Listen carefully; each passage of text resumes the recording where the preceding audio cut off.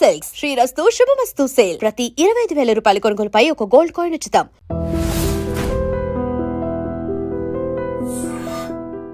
మీరు స్వామిని ప్రత్యక్షంగా దర్శించగలిగారు స్వామి? యా, వెంకటేశ్వర స్వామిని చూస్తున్నాం కదా. అట్లా విగ్రహ రూపంలో కాకుండా అదే పొరపాటు పడుతున్నాం అక్కడ. భగవంతుడికి తను కోరుకున్న రూపాలు అనేక ఉన్నాయి. ఒకనాడు తిరిగే రూపంలో వస్తా అన్నాడు, ఒకనాడు తిరగని రూపంలో వస్తా అన్నాడు, ఒకనాడు కొండగా ఉంటా అన్నాడు, నీటిగా ఉంటా అన్నాడు. కొండగా ఉన్నాడు బదరికాశ్రమంలో, నీటిగా ఉన్నాడు పుష్కర క్షేత్రంలో, విగ్రహంగా ఉన్నాడు ఇక్కడ. అది ఆయన ప్రత్యక్ష రూపం, అది ఆయన స్వయంభూ స్వరూపం. అది మరి ప్రత్యక్షంగా మనం చూస్తున్నాం కదా. నమ్మకం లేదు మనకి అది ఆయనే. స్వామి ఇప్పుడు మీరు మాట్లాడుతున్నారు కదా, అలా అవసరమా? అలా మాట్లాడగలిగారు? అలా మాట్లాడు. ఎందుకు మాట్లాడంటే అలా మాట్లాడడానికి కొన్ని అవతారాలు సెలెక్ట్ చేసుకున్నాడు ఆయన. అలా మాట్లాడే ఏ వ్యక్తి అయినా వాడికి date of birth, date of departure ఉంటాయి. రాముల వారు వచ్చారు కదా, వచ్చారు మళ్ళీ వెళ్ళిపోవాల్సి వచ్చింది కదా, వెళ్ళిపోయారు. కృష్ణుడు వచ్చాడు మళ్ళీ వెళ్ళిపోవాల్సి వచ్చింది కదా. అవును స్వామి. అట్లా అలా కాకుండా పర్మనెంట్గా ఉండాలి అని అనుకున్నప్పుడే విగ్రహ రూపంలో వస్తాడు ఆయన. అది కూడా ఆయన తీసుకున్నటువంటి స్వరూపమే. మరి మనం ప్రత్యక్షంగా చూస్తున్నామా లేదా? మరి దేవుణ్ణి ప్రత్యక్షంగా చూస్తామా, చూస్తారా? ఎందుకు ప్రశ్న రావాలి? మాట్లాడాలని రూల్ ఏంటి మీకు? సూర్యుడు మీకు కనిపిస్తున్నాడా లేడా? ప్రత్యక్ష దైవం మాట్లాడుతున్నాడా మీతోటి? అవసరమా? ఫ్యాన్ పైన తిరుగుతూ ఉంటుంది, మీతో మాట్లాడాలా? అవసరమా? తన స్థానంలో తనుండి తను చేయవలసిన పని చేస్తుంటే చాలు. మీకు కావాల్సింది మీకు లభిస్తుంది. దేవుడేనా అంతే. ఆయన మాట్లాడాల్సిన అవసరం ఉంది. అవసరం అయితే మనసుతో మాట్లాడతాడు. భక్తురాలిగా నేను విగ్రహాన్ని చూస్తున్నాను, మురిసిపోతున్నాను. స్వామి ఫ్లెష్ అండ్ బ్లడ్లో వచ్చి మాట్లాడితే బాగుండు. ఇప్పుడు స్వామి ఎలా మాట్లాడుతున్నారు? అలా మాట్లాడితే మళ్ళీ ఆయనకి మళ్ళీ ఒక మృత్యువు మళ్ళీ వెళ్ళిపోవడం వస్తుంది. అది మన ఇష్టమా? నో. అంచేత అలా రావద్దు. అనంత అనుభూతి వేరు స్వామి, ఫ్లెష్ అండ్ బ్లడ్లో రారా అయితే స్వామి? నో. కొన్ని అనుభూతులు నాకు భగవంతుడి అనుగ్రహంతో, ఆచార్య అనుగ్రహంతో నాకు కలిగాయి స్వామి. అంటే భగవాన్ మానుష రూపేణ అని. మీరు కూడా అట్లా కొన్ని సందర్భాల్లో నాతో మాట్లాడిన అనుభూతి నాకు ఉంది స్వామి. మనసులో నేను అనుకుంటున్న దానికి జవాబు మీరు చెప్పడం, ఇది భగవద్ అనుగ్రహం ఉంటేనే స్వామి అలా మాట్లాడారు, భగవంతుడి స్వరూపంగా అని అనిపించింది. అంతే ఉంటుందా? ఇంకేమైనా స్వామి దర్శనం ఇవ్వడం అనేది ఉంటుందా స్వామి? అది మనలో ఉండే భావ ఆవేశం అంటారు దాన్ని. ఇప్పుడు మామిడి పండుని తలుచుకుంటూ ఉండేవాడు, ముఖ్యంగా చిన్నపిల్లల్లో. అదే పండు పండు పండు పండు పండు పండు అని వాడు అనుకుంటుంటాను. వాడు నిజంగా అక్కడ ఒక తోట మామిడి పళ్ళు వీడు పెడుతున్నట్టు, దాంట్లో పండు పట్టుకుంటున్నట్టు, వీడు తింటున్నట్టు వీడికి భావన కలుగుతుంది. ఒక్కొక్కసారి పిల్లలకి నిద్రలో అలాగే అనిపించి నిజంగా లేచి నడిచేస్తుంటారు. ఇది భావన తీవ్రత వ్యక్తిలో కలిగేటటువంటి. అది లోపల బయట ఈ తేడా తెలియనంత క్లారిటీ వాళ్ళల్లో ఉంది. భక్తుడికైనా అంతే, భగవంతుడి విషయంలో అంత భావన తీవ్రత ఆ వ్యక్తిలో ఉండేటప్పుడు ఎదురుకుండా ఆ వ్యక్తి ఉన్నట్టు, మాట్లాడుతున్నట్టు, ఆ వ్యక్తి తనతోటి మాట్లాడుతున్నట్టు కూడా అనిపిస్తుంది. ఇది భావనే అని అంటాం. భక్తుల్లో ఎక్కడ ఇలాంటివి జరిగినా అది భావనే. నిజంగా భగవంతుడికి అలా రావాల్సిన అవసరం ఏముంటుంది కనుక రాటలాగా. అలా అనుకుంటే మనకి భగవంతుడు లేని చోట ఎక్కడ కనుక. ఇప్పుడు ఇక్కడ నీకు ఇలా కనిపించిందంటే ఇందులో కూడా భగవంతుడు ఉంటాడు కదా. నువ్వు ఇలా పట్టుకున్నాడు భగవంతుడు నేరుగా పట్టుకున్నట్టే కదా. కానీ మనకి నమ్మకం ఉండదు అంటున్నాను. ఇక్కడ నమ్మకం ఉండదు. అంచేత మనం we're lost not because he is not there, we're lost because we not believed in the way he is for us. చేత మనతో అలా మాట్లాడద్దు. ఇప్పుడు మీకు ఇక్కడ కూర్చున్నప్పుడు ఈ విగ్రహం టక్కమని మీతో మాట్లాడడం ప్రారంభిస్తే మీరు భయపడి పారిపోరండి. ఇది ఇలా కదిలిందనుకోండి తనంతా తాను ఇలాగా జడుచుకోరు మీరు అంతా. అంచేత కదలకూడదు. మనం భయపెట్టడం కోసం కాదని ఉండేది, భయాలు తొలగించడం కోసం. మీరు ఒకసారి దసరా నవరాత్రుల్లో దుర్గాష్టమి రోజు అన్నమయ్యపురం దయచేశారు స్వామి మా ఆహ్వానం మీద. ధైర్య అవార్డు ఇవ్వడానికి వచ్చారు మీరు. అప్పుడు దుర్గామాతని మీరు మా మేనత్త గారు ఆవిడ అని అన్నారు. చాలా సంతోషంగా, ఒక చమత్కారంగా మాకు బాగా, అందరికీ బాగా అనిపించింది స్వామి. వారు మేనత్త అని మీరు అంటుంటే, అంతలా ఆత్మీయ భావన ఎక్స్ప్రెస్ చేస్తుంటే, నేను చరిత్రను ఒకసారి పరిశీలిస్తే కులోత్తుంగ చోళుడు మన గోవిందరాజస్వామి విగ్రహాన్ని సముద్రం పాలు చేయడం కానీ, ఇలా పాల్కురికి సోమనాథుడు విష్ణు సహస్రనామాల్లో అధోక్షజ అన్న నామాన్ని వక్రంగా వ్యాఖ్యానించడం కానీ బాధ కలిగిస్తాయి. ఇది ఏమైనా మనం విష్ణుమూర్తిని స్మరించడం ఒక పార్టీలాగా అవుతుందా స్వామి? శివుడు కూడా సమానమేనా? లేకపోతే విష్ణువు ఎందుకు అలాగా తోసేశారు వాళ్ళు? ఈ శైవులు అలా చేయడం కానీ, అలాగే ఒక అపోహ ఉంది స్వామి. భగవద్ రామానుజుల వారు చాలా శైవ క్షేత్రాలను వైష్ణవ క్షేత్రాలుగా మార్చారు అన్న అపోహ ఉంది. ఈ ఇంటర్వ్యూ ద్వారా, మీ ద్వారా వాటిని ఆ అపోహ తొలగించాలి అనే ప్రయత్నంలో ఈ ప్రశ్నను అడుగుతున్నాను స్వామి నేను. రామానుజుల వారు వైష్ణవాలయాలుగా శైవాలయాల్ని మార్చడము అనేటటువంటిది చరిత్రకి దూరమైనటువంటి అంశం. ఎప్పుడు ఎక్కడ దేన్ని అలాగ మార్చినటువంటి సన్నివేశాలు మన చరిత్రలో లేవు. ఇప్పుడు ఇంకా అందులోకి మార్చుకున్న ఉన్నాయి. ఇప్పుడు కులోత్తుంగ చోళుడి యొక్క సన్నివేశమే చూసినట్టయితే అది ఒక అద్భుతమైనటువంటి వైష్ణవ క్షేత్రం. దాన్ని అతను కేవలం శివాలయం కింద దాన్ని కన్వర్ట్ చేయడం జరిగింది. అయితే ఆ చేయడం అనేటటువంటిది వైష్ణవ సంప్రదాయం మీదో శైవ సంప్రదాయం మీదో అవగాహన ఉండి కానీ, దాని మీద భక్తి ఉండి కానీ చేసినటువంటి వ్యక్తి కాడతనం. కేవలం రాజకీయ లబ్ధి కోసం చేసినటువంటి పని అది. అతను కేవలం తనకి రాజకీయంగా ఆనాడు కలగాల్సిన ఒక గుర్తింపుని తెచ్చుకోవడం కోసం చేసినటువంటి పని అది. అనవసరంగా వీళ్ళ మధ్య తను చిచ్చు రేకెత్తించి దాని ఫలితం పొందాలి అని అనుకున్నాడు ఆయన. దానికోసం ఆయన వాడుకున్నాడు చిదంబర క్షేత్రాన్ని. నిజానికి చిదంబర క్షేత్రం అతి ఉత్తమమైనటువంటి వైష్ణవ క్షేత్రం. దానికి చరిత్ర చెప్తోంది. దాన్ని పార్వతికి శివుడికి ఒకనాడు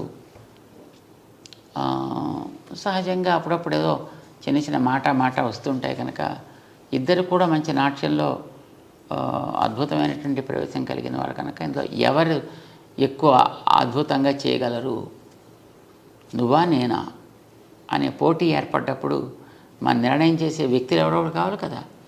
అంచేత విష్ణువు నిర్ణయం చేస్తాడు. ఎందుకంటే ఆయన నాట్య శాస్త్రానికి ఆది గురువు విష్ణువు. మధుకైటబులతోటి చేసిన యుద్ధంలో కానీ, కాళీయుడి మీద చేసినటువంటి నృత్యంలో కానీ ఆయన నాట్య పండితుడైన ఆరంభకుడు ఆయన నాట్య శాస్త్రానికి.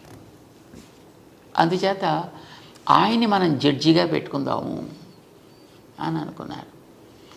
సరే వెళ్ళారు, అందరూ వెళ్ళి విష్ణు దగ్గర ప్రార్థన చేశారు. చేస్తే తప్పకుండా నేను వస్తా. అయితే దానికి ఇలాంటి సన్నివేశంతో ఒక స్థానాన్ని, ఒక మండపాన్ని, సభా మండపాన్ని, దాని చిదంబరానికి సభా మండపం అని పేరు. దానికి ఒక సభా మండపాన్ని ఏర్పాటు చేయండి. ఒక కనక సభ అంటారు దాన్ని. ఒక బంగారుమయమైనటువంటి సభా మండపాన్ని ఏర్పాటు చేయమని చెప్పాడు ఆయన. ఏర్పాటు చేశారు. ఇప్పుడు ఈవేళ మనం చూసేటువంటి ఆ సన్నివేశం అంతా అప్పుడు ఆయన ఆజ్ఞ ప్రకారం వాళ్ళు చేసినటువంటి ఏర్పాటు. దాంట్లో ఈయన నేను పబళించి ఉంటాను, మీరు చేస్తూ ఉండండి, దాంట్లో నిర్ణయం చేస్తా అన్నాడు ఆయన. సభని నిర్మాణం చేసిన తర్వాత విష్ణువు అక్కడికి వచ్చి అక్కడ ఉంటే అప్పుడు పార్వతీ శివులు ఇద్దరు కూడా, పరమేశ్వరులు ఇద్దరు కూడా నాట్యం చేయడం ప్రారంభం చేశారు. ఎంతకాలం చేశారనేది మనకు తెలియదు ఇదమిత్తంగా, కానీ చాలా కాలం జరిగింది. ఇందులో ఎవరు కూడా తీసిపోయినటువంటి వ్యక్తిత్వం కలిగిన వాళ్ళే పోటాపోటీగా చేస్తున్నారు. పార్వతికి అంత పోటీ వచ్చేసింది, ఆవిడకి పరమశివుడికి అంత పోటీ వచ్చింది. ఇద్దరు కూడా నన్ను మించిన వాళ్ళు లేరంటే నన్ను మించిన వాళ్ళు లేడు అని అనుకుంటూ బ్రహ్మాండం చేసేస్తున్నారు. కానీ అప్పటికీ పార్వతీదేవి గెలవదు, పరమశివుడు గెలవట్లేదు. కానీ ఇది ఎక్కడో చోట ముడి పెట్టాలి కదా. ఇప్పుడు ఎలా ఉంటుందంటే నాట్య పోటీ అంటే, ఇప్పుడు మీరు చూడండి, ఈ జుగళబందీ చేసేటువంటి వాళ్ళు ఒకటి చేస్తారు ఒక ఇన్స్ట్రుమెంట్ మీద, ఇంకో ఇన్స్ట్రుమెంట్ మీద వాళ్ళు అదే దాన్ని మళ్ళీ ఆ రాగాన్ని ఆలపించాలి. సో ఇలాగ ఉంటాయి. సో ఈయన ఒకటి నృత్య భంగిమ ఈయన ఒకటి చేసి చూపించాలి, అది వాళ్ళు చేయాలి. వాళ్ళు ఒకటి చేసి చూపిస్తారు, ఈయన చేయాలి. ఇలా సాగుతుంది అది ఎప్పటి నుంచో. కానీ ఎప్పటికీ దీనికి ముగింపు అంచేత పడుకున్నటువంటి శ్రీ మహావిష్ణువు పరమశివుడికి సైగ చేసి చూపించాడు ఆయన. ఆపమని కాదు, ఇలా ఒక పాస్చర్, పాదాన్ని పైకెత్తి పెట్టే పాస్చర్ని అని చూపించాడు. ఇలా పెట్టవా. ఆవిడ తనకుండేటువంటి సహజమైనటువంటి స్థితిని బట్టి అట్లాగా ఆ ముద్ర వేయడానికి ఆవిడ సంకోచించింది. శివుడు గెలిచాడు అని డిక్లేర్ చేశారు. ఆ సందర్భంలో నిజానికి అది దేవతల ప్రార్థనతోటి విష్ణు బాబన్ శివుడిని గెలిపించాల్సి వచ్చింది ఆ భంగిమ చూపించి. సరే, ఆ తర్వాత కృతజ్ఞతతోటి పార్వతీ పరమేశ్వరులు ఇద్దరు కూడా అక్కడే ఉండిపోయారు. శ్రీ మహావిష్ణువుని ఆయన పాదాల దగ్గర సేవించుకుంటూ. ఇది ఆ క్షేత్రపు చరిత్ర. చిదంబరం ఇందాక మీరు చెప్పాను చూడండి, ఆ కులోత్తుంగ చోళుడు ఉన్నాడే, అసలు అతను చోళ వంశానికి చెందినవాడు కాడు. అతను ఎక్కడి నుంచి వచ్చినవాడు? అతను రాజరాజ నరేంద్రుడి యొక్క పరివారంలో ఉండేటువంటి ఒక వ్యక్తి. అతను దక్షిణానికి వచ్చి అక్కడ ఉండేటటువంటి చోళ వంశపు ఆవేల్టి రాజుని అది హతమార్చి దాన్ని తన కైవసం చేసుకున్నాడు. ఆయన చోళుడే కాదు అసలు, కానీ దాంట్లో చాలా గొప్పవాడు అనేటటువంటి పేరు, టైటిల్ అతనికి వచ్చేట్టుగా ఇక్కడ ఉండేటువంటి అర్చకులకి ప్రేరణ కలిగించి వాళ్ళకి ఏం చెప్పాడు ఆయన అక్కడ చేసే ఆరాధకులకి, మనం ఆరాధన చేసేటటువంటి శివుడు విష్ణు పాదాల దగ్గర ఉండడం ఏమిటి, అంచేత అలా ఉండడానికి వీల్లేదు, దాన్ని తీయాలి. ఇప్పుడు జనాలకి ఏముంటుంటుంది, ఏదో ఒక రకంగా నడిపిస్తే, ఏ రకంగా నడిపిస్తే ఆ రకంగా వాళ్ళు నడుస్తారు. ఇలాగ వాళ్ళని నడిపించి వాళ్ళకి ఒక ద్వేషాన్ని రగిలించి అది ఉండడానికి వీల్లేదు అని అనిపించి వాళ్ళ చేత తను ఆ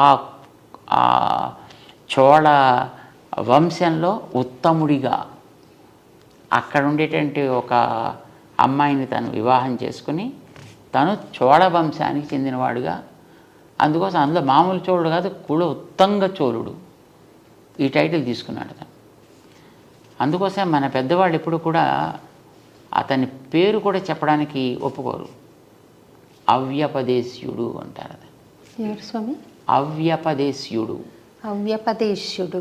వ్యపదేశ్యుడు అంటే చెప్పదగిన వ్యక్తి అని. అవ్యపదేశ్యుడు అంటే అతని పేరు కూడా ఉచ్చరించడానికి అనర్హుడు అని. రెండవది అతను ఇంకో ఏం పేరు పెట్టారు, అతను రామానుజుల వారి మీద ఒక హత్యా ప్రయత్నం చేశాడు. అతను రామానుజుల వారిని అప్పట్లో వీరి యొక్క ప్రభావం చాలా ఎక్కువగా ఉంది అని, వీరిని తొలగించినట్టయితే మొత్తం సంప్రదాయం అంతా పోతుంది కనుక వీరిని ఏదో చేద్దామని ఉద్దేశంతో వీరిని తీసుకురమ్మని చెప్పాడు తన సభకి.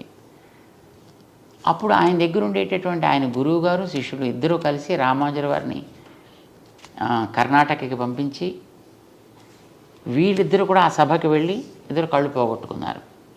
అంటే వాడు విని తత్వం తెలుసుకుందాం అనేటువంటి జిజ్ఞాస కాకుండా తన యొక్క తత్వాన్ని అందరి మీద ఆరోపించేనా వాళ్ళని కన్వర్ట్ చేయాలనుకునేటువంటి వ్యక్తిత్వం అతను. సో వీరికి చెప్పిన దాన్ని వాడు ఒప్పుకోక చివరికి వీరి కళ్ళు తీయడం జరిగింది. సుమారుగా 20 సంవత్సరాల కాలం రామానుజుల వారు కర్ణాటక రాజ్యంలో ఉండిపోయారు. మేల్కోట క్షేత్రం అప్పుడే ఆవిర్భవించింది అక్కడ. సో ఆ సందర్భంగా తర్వాత అతనికి క్యాన్సర్ వచ్చింది. ఎవరికి స్వామి? ఆ చోళరాజుకి. చోళరాజు కాదు వాడు, అవ్యపదేశుడికి. ఆ క్యాన్సర్, థ్రోట్లో క్యాన్సర్ వచ్చే తర్వాత అతను చనిపోయాడు. అతను అంచేత అతనికి క్రిమికంఠుడు అని పేరు పెట్టారు తప్ప వాడి పేరుతో అతను ఎప్పుడు ఉచ్చరించారు. ఎందుకంటే అతను శివుడు అక్కడ విష్ణు భక్తుడిగా ఆయన పాదాల దగ్గర ఉంటే అక్కడి నుంచి ఉండే ఆ విష్ణువుని తీసి సముద్రంలో కలిపి దాన్ని శివాలయం కింద మార్చి ఇలా చాలా రకాలుగా తాను శైవ ప్రచారకుడు అని అనుకుంటూనే శివుడికి అన్యాయం చేశాడు ఆయన. అంటే శివుడి యొక్క స్వభావానికి విరుద్ధంగా ప్రవర్తించాడు ఆయన. శివుడు పరమభక్త శిఖామణి. శివుణ్ణి పరమ భాగవతాన్ స్మరామి అంటారు మనకి భాగవతంలో. వైష్ణవానాం యథా శంభు అని శివుడు పరమ వైష్ణవుడని అందరూ ఆదరిస్తారు. విష్ణు పాదోద్భవి అయినటువంటి గంగని తన శిరస్సును ధరించి తను తరించాను అనుకున్న అతని పేరు అంతకుముందు రుద్రుడు. అతనికి ఈ గంగని తన శిరస్సును ధరించడం ద్వారా శివ సంజాత మంగళకరుడయ్యాడు ఆయన. అంటే విష్ణువు మీద ఆయనకు ఉండేటువంటి విశ్వాసం అంతటిది, గౌరవం అంతటిది. మీరు ఎక్కడైనా విష్ణు వైభవం ఎక్కడైనా చూడండి, పురాణాల్లో శివుడు చెప్పింది అంతా. శివుడు పార్వతికి చేసినటువంటి ఉపదేశమే మనకు కనిపిస్తుంది. ఆ రకంగా శివుడు ఎప్పుడు కూడా విష్ణు ద్వేషి కాదు, విష్ణువు శివద్వేషి అంతకంటే కాదు. వైష్ణవులు ఎప్పుడు కూడా శివుణ్ణి ద్వేషించరు. కానీ మరి వాళ్ళలో ఎందుకు ఆ రకమైనటువంటి భావం కలిగింది అనేటటువంటిది అది వాళ్ళకే తెలియాలి. ఇది తర్వాత వీళ్ళు ఇలా రేకెత్తించారు. ఇప్పుడు ఎగెనిస్ట్గా మాట్లాడేటటువంటి వాళ్ళందరికీ కూడా వాళ్ళు ఆ మాటలతోటి వాళ్ళు మిగతా ద్వేషాన్ని వాళ్ళలో పెంచుతారు తప్ప నిజానికి వైష్ణవులకి ఎప్పుడు కూడా శివుడి మీద ద్వేషం ఉండనే ఉండదు. శివుణ్ణి పరం భాగవతుడిగా ఎప్పుడూ ఆదరిస్తారు. మన దక్షిణ దేశానికి వెళ్ళి చూస్తే ఎన్నో ఆలయాల్లో శివుడు క్షేత్రాధిపతిగా ఉంటాడు. అక్కడ మీరు దక్షిణ దేశంలో ఉండే పెద్ద పెద్ద వైష్ణవ క్షేత్రాలకు ఎక్కడికైనా మనం వెళ్ళి చూడొచ్చు. అక్కడ శివుడు క్షేత్రాధిపతి, స్థాన నిర్వాహకుడు అలా ఉంటాడనమాట అక్కడ. అండ్ చాలా చోట్ల ఉండేటటువంటి ఈ అమ్మవారి ఆలయాలు ఉంటాయి. అలాంటి వాటికి రామానుజులు అన్ని చోట్ల ఆరాధనలు ఏర్పాటు చేశారు, మర్యాదలు ఏర్పాటు చేశారు. ఇప్పుడు శ్రీరంగం చాలా పెద్ద క్షేత్రం. శ్రీరంగం పక్కన సమయపురం అని ఉంది అక్కడ, అమ్మవారి క్షేత్రం. శ్రీరంగ క్షేత్రంలో బ్రహ్మోత్సవాలు ఆరంభం కావడానికి పూర్వం సమయపురంలో బ్రహ్మోత్సవాలు చేసి ఆ బ్రహ్మోత్సవాల్లో శ్రీరంగం క్షేత్ర పెరుమాళ్ దిగించే మర్యాదలు పంపించి అమ్మవారికి అక్కడ ఉత్సవాలు పూర్తయిన తర్వాత ఇప్పుడు రంగనాథుడు తన బ్రహ్మోత్సవాలు ప్రారంభం చేసుకుంటాడు. ఇది రామానుజుల వారు చేసిన వ్యవస్థ. ఇలా ఒకటి కాదు, మనకి ఎన్నో చోట్ల క్షేత్రాల్లో చూస్తే కాంచీపురం దగ్గర ఉండేటువంటి దివ్యక్షేత్రాల్లో చాలా చోట్ల అవన్నీ కూడా అక్కడ సుమారుగా 17 దివ్యదేశాలు ఉన్నాయి కాంచీపురం చుట్టూ. ఆ దివ్యదేశాల్లో అన్నిట్లో కూడా పరమశివుడికి జరపవలసినటువంటి ఉత్సవాలని జరిపి స్వామి ఆయా క్షేత్రాలను ఏర్పాటు చేశాడు. అక్కడ మీనాక్షి అమ్మవారి యొక్క ఆలయం మధురైలో ఉండేటటువంటి దానికి కూడా మలయధ్వజుడి యొక్క కుమార్తె ఆవిడ. సో అక్కడ కూడా జరిగే ఉత్సవాలు పక్కన ఉండి తిరుమాలింజోలయ్య అని అక్కడ ఒక క్షేత్రం ఉంది. అక్కడ ఉండేటువంటి పెరుమాళ్ళు విష్ణుమూర్తి ఆయన తనకి చెల్లెలుగా ఆవిడని భావించి ఆవిడికి ముందర ఉత్సవాలు జరిపించి ఆ తర్వాత తన ఉత్సవాలు చేసుకుంటాడు. అంచేత ఎక్కడైనా సరే అమ్మవారిని, పార్వతిని లేదా పార్వతి అంశగా ఉండేటటువంటి ఇప్పుడు చండి, దుర్గా ఇలాంటి వాటన్నిటినీ కూడా తన సోదరిగానే భగవంతుడు ఎప్పుడు భావిస్తాడు. రామానుజుల వారు కూడా ఆ మర్యాదను నిలబెడుతూ ఆయా క్షేత్రాలకి ముందర మర్యాద జరిపి అవి అయిన తర్వాత తమ పెరుమాళ్ ఉత్సవాలు జరిపిస్తుంటారు అన్ని చోట్ల. ఎందుకనంటే శ్రీమద్ భాగవతంలో దశమ స్కంధంలో శ్రీకృష్ణుడు జైల్లో పుట్టాడు, మధురైలో. తను తల్లిదండ్రులకి ఇద్దరికి కనిపించి, నేను మీకు పిల్లవాడుగా పుట్టాను, ఎందుకంటే వాడు పిల్లవాడుగా నువ్వు మాకు పుట్టాను తపస్సు చేసుకున్నటువంటి వాళ్ళు గతంలో. సో నేను మీకు పుట్టాను కదా అని 4 చేతులతోటి కనిపించాడు ఆయుధాలతోటి. ఓ పుట్టావయ్యా జాతోసి దేవదేవేశ శంఖ చక్ర గదాధర. ఇలాగ వాళ్ళంతా అంగీకరించిన తర్వాత అప్పుడు ఆయన, నేను ఇక్కడ ఉంటే మళ్ళీ మీకు ప్రమాదం చేత నన్ను తీసుకెళ్ళి బలం చోట చేర్చండి, అక్కడ ఒక అమ్మాయి ఇప్పటికే పుట్టి ఉంటుంది, ఆ అమ్మాయిని మీరు తెచ్చుకోండి ఇక్కడికి అని ఆయన ఆదేశించాడు. ఆదేశించినప్పుడు వసుదేవుడు పిల్లవాడిని తీసుకుంటాడు. ఎలా వెళ్ళాలి అని క్వశ్చన్ చేయలేదు. ఇక్కడ భగవంతుడు చెప్పిన ఆదేశం మీద మళ్ళీ డౌట్స్ ఉండాల్సిన అవసరం లేదు అతనికి. చేత వెళ్ళేటప్పటికి తలుపులు తెరుచుకున్నాయి. అక్కడ ఉండేవాళ్ళతో మత్తులో పడున్నారు. భోరన వాన పడుతోంది, కానీ మీద చుక్క మీద పట్టలేదు. వెనకాతల ఆదిశేషుడు పణాలతో ఉన్నాడు. యమున నది దాటాలి, మోకాటి లోటులోకి నేల వచ్చేసింది. ఈయన హాయిగా నడుచుకుంటూ వెళ్ళిపోయాడు. దాని మించి ఆ పిల్లవాడిని నందగోపుడికి హ్యాండ్ ఓవర్ చేశాడు. నందగోపుడి దగ్గర ఉండే ఆ అమ్మాయిని తను చేతిలో తీసుకున్నాడు. అప్పటికే ఆవిడ అక్కడ పుట్టి ఉంది. ఆ పిల్లని తీసుకొచ్చి జైల్లోకి మళ్ళీ చేరిన తర్వాత అప్పుడు ఆ పిల్ల కేఆర్మని ఆవిడ ప్రారంభించింది. తలుపులన్నీ మూసేసుకున్నాక కంసుడు వచ్చాడు.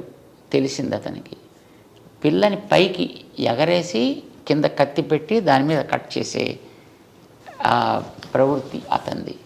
సో ఇలా చేద్దామని ఆ పిల్లని ఇలా పైకి ఎగరేశాడు. అది మొత్తం 16 చేతులతో ఉండేటువంటి ఒక శక్తి స్వరూపిణిగా వచ్చి, మూర్ఖుడా నేను చంపేవాడు ఆల్రెడీ పెరుగుతున్నాడు రా అని ఆదేశించి అక్కడి నుంచి అంతర్ధానం అయిపోయింది. అప్పుడు భగవంతుడు ఆమెకి, నువ్వు ఇట్లాంటి ఉపకారం చేసావు కనుక నిన్ను ఫలానా పేర్లతోటి ఆరాధన చేస్తావు, దుర్గా, కాత్యాయని ఇలాంటి అనేక పేర్లతోటి నిన్ను ఆరాధన చేస్తారు అని చెప్పాడు. ఇప్పుడు ఆవిడ కృష్ణుడు పుట్టినప్పుడు కృష్ణుడు తర్వాత పుట్టింది. అక్కడ కృష్ణుడు కార్యాన్ని సాధించి పెట్టింది. అందుచేత ఆవిడ కృష్ణుడికి సోదరి. కృష్ణుడు సాక్షాత్తు భగవానుడు చేత భగవానుడికి ఆవిడ సోదరి. భగవానుడికి సోదరి అంటే భగవంతుడు మనకి త్వమేవ మాతాచ పితా త్వమేవ, ఆయన మనకి తండ్రి కనుక ఆవిడ ఆయన చెల్లెలు కనుక మనకి మేనత్త అయింది ఆవిడ. బాగుంది స్వామి, చాలా బాగా చెప్పారండి. శివుడి మీద ఎప్పుడు కూడా వైష్ణవులకు కానీ దానికి ఎవరికి ద్వేషం అనేది ఎప్పుడూ ఉండదు. అయితే ఎందుకు పూజ చేయాలి అప్పుడు ద్వేషం లేకపోతే?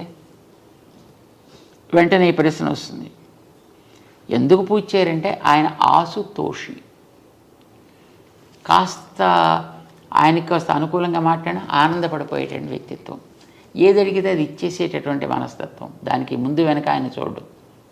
ఇప్పుడు భోళా శంకరుడు అని కదా అంటారు. నేను తల మీద చెవిటికైనా చేయి పెడితే వాడు భస్మం అయిపోవాలంటే తథాస్తు అనేసాడు ఈయన. మరి ఎక్స్పెరిమెంట్ నీ మీదే ఫస్ట్ చేస్తానయ్యా అంటే కానీ అప్పుడు తను తెలియదు అని ఇచ్చిన వారు ఎంత ప్రమాదకరము. ఆయన అలాగా అల్ప సంతోషి, వరాలను ఇచ్చేటువంటి వ్యక్తిత్వం. మనుషుల మనం జనరల్గా ఎంత భక్తుణ్ణి నేను అని అనుకున్న వ్యక్తులకైనా ఎవరైనా కోరికలు తీర్చేటటువంటి ఒక వ్యక్తి ఎదురుకుండా ఉన్నాడు అని అంటే ఏదో అడగాలి కాబోలని అనిపిస్తుంది. తాత్కాలికమైనటువంటి ఏదో ఒక లాభాన్ని పొందాలి అని అనిపిస్తుంది. ఇలాగా మనలో ఏదైనా ఒక తాత్కాలికమైనటువంటి ఒక ఆవేశం కలిగి ఏవో కోరితే ఆయన టక్కుమని ఇచ్చేసాడు అనుకోండి, అది మనకి హితకరం కాకపోవచ్చు, ప్రియం కానీ హితకరం కాకపోవచ్చు. సో అలాంటిది ఆయన ఇచ్చినప్పుడు మళ్ళీ మనం ఇంత బతికిన తర్వాత మళ్ళీ ఎక్కడికో మళ్ళీ కిందకి పోవలసి వస్తుంది అనే భయం చేత వైష్ణవులు ఆయన్ని అడగడానికి ప్రయత్నం చేయరు. అంతే తప్ప ఆయన మీద ద్వేషం చేత కాదు. ఇప్పుడు కూడా గౌరవం అనేది అందరి మీద ఉంటుంది. ఆరాధన అందరి ఎందుకు ఉండక్కర్లేదు కదా. ఇప్పుడు ఒక స్త్రీ తన భర్తని ఆరాధిస్తుంది. భర్త గారు అన్నగారు ఉంటారు, భర్త గారి తమ్ముడు ఉంటాడు, భర్త గారి మిత్రులు ఉంటారు. వాళ్ళు ఎవరైనా ద్వేషించదే ఆవిడ ఆదరిస్తుంది. ఆదరణ వేరు, ఆరాధన వేరు. చేత వైష్ణవుడు సాక్షాత్తు శ్రీ మహావిష్ణువు ఆయన అవతారాలు ఏముంటాయో వాటిని ఆరాధిస్తాడు. మిగిలినటువంటి వాళ్ళంతా దేవతలు.